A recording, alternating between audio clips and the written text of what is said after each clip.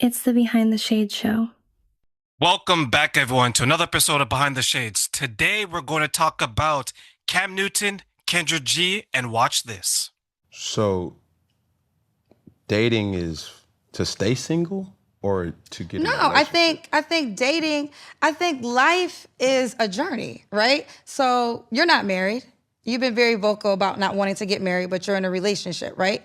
There's some people, there's different dynamics, right? So you can be single, but single is becoming a lifestyle choice for some. We are in a new phase where people are saying, you know what, I'm happy single, and that's what it is. And dating works better for them. So when you date, that's the whole purpose of dating. You find someone that you might match with and you might stay long with, or you grow from and you go. Life is a journey, yes. Dating is a lifestyle, no. The only time I will agree that dating is a lifestyle if the person is celibate. Too many people who are single, they're saying that they're single by choice, but they're doing boyfriend and girlfriend things. So they want to date to be in a relationship. It is a coping mechanism. When people say, I am single by choice, but they want to go on dates with someone, they're sleeping with someone, they are trying to get the milk for free without making a purchase for the cow. That is not a lifestyle. That is someone who is spending time doing something that's not leading to what they want. Because if the person that they wanted came along and said, do you want to be my boyfriend or girlfriend? They would say yes. That's what it is. And when I hear people say that life is a journey, what kind of journey? A journey of misery, a journey of loneliness, a journey of happiness, a journey of peace, a journey of content, a journey of success. Name this journey. See, we used to go by these old dating rules where there was a time when women couldn't even get jobs, couldn't get bank accounts. You know, all men could get a woman because it was survival. We didn't have a choice. So it's not like Rufus wasn't down the street with Bernadine. It's just Bernadine didn't have a Facebook page to post the dinner that she made for Rufus. So you know your man might have been somewhere, but it wasn't in your face. It was a different time. That time has changed because women now, we're able to have voices, we're able to have jobs, we're able to support ourselves. So dating has changed. Women are doing well in the financial category.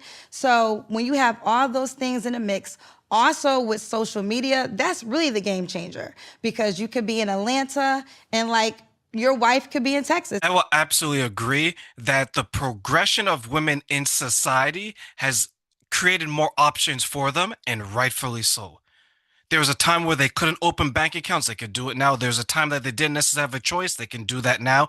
There's a time where they had the ability of autonomy. And I 100% support that. Here's the thing, though.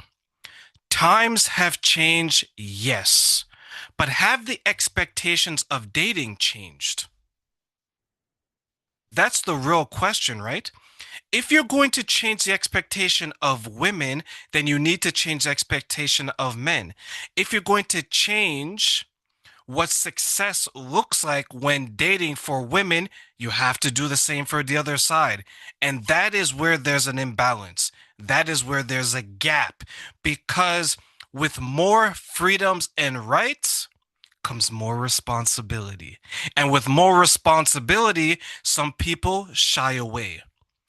I want to be able to choose my destiny, rightfully so, but I don't want you to change how you're going to present yourself to me. It's something that is going to cause conflict. It's something that's going to cause chaos. And that is why you see so many people coming together and suffering when they're dating. Some people don't make it to date number two. Some people make it to date number two. They're together for the first year and they're like, oh my God, is this who I'm dating? Who are you? What happened to the girl that I met at the restaurant? What happened to the guy that opened the car door? Communication is always going to be key, but it's only going to be key if both people are aligned.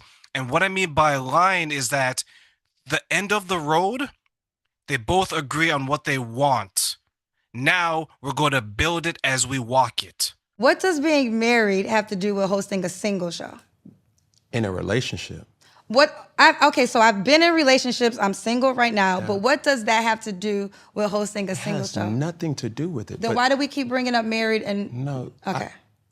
The conversation. Yes. Question was asked, why should people listen to you? You have the free will. You don't have to listen to me, right? I'm not the kind of person that says you have to live by what I say, but I can back up anything I say. So you could not tune into the show and No. and you know what I'm saying? I don't have the people should listen, they have to listen. What I'm saying is I can give you information that I know is vitable and could change your life if you want to hear it, if you want to receive it. But Kendra, is the advice that you're giving working for you? That is what so many people miss. Here's the thing, right? When you're in a relationship or in between a relationship, let's say you're dating, right? And you're learning from your dating experience. It doesn't necessarily work out in what you had desired it for. Maybe you didn't get a full-time relationship. Maybe you didn't get married. Maybe you did get married and a divorce. Whatever the outcome, it wasn't necessarily what you wanted long-term. Now, you can take that experience, reframe it into advice, and then share it to the world. What worked for you, what didn't work for you, and what you learned. That's the key. The key is, what did you learn and how did you implement those learnings into your next relationship? That's the key that's missing. Because when people give advice, they'll say something like this. I've had a bad experience with girls who have blonde hair, so therefore I'm not going to date girls with blonde hair. I've had a bad experience with guys that make $70,000 or less, so therefore I'm not going to date guys that have $70,000 or less. It's not necessarily those things. What about it? What about the guy who didn't make more money? What about the girl that had blonde hair? You see, if you reframe the situation with the man who makes less than 70,000, could it be that you wanted a certain lifestyle, and because the income wasn't enough, you couldn't achieve that lifestyle, which then led you to be unhappy? And because you were unhappy, the person, your partner, was a representation of that happiness because he couldn't provide you with safety and security. That's what we want to hear. We want to hear it specifically. We want it broken down so we all can learn. Because the lifestyle that you wanted may not necessarily be the lifestyle that someone else wants. But we all can relate to safety and security. Women want to be safe. Women want to be secure. Men want to be at peace. Men want to be emotionally supported. Specific things, and then you identify the behaviors that's associated with it. Either you do or you don't, but we all can understand from those examples.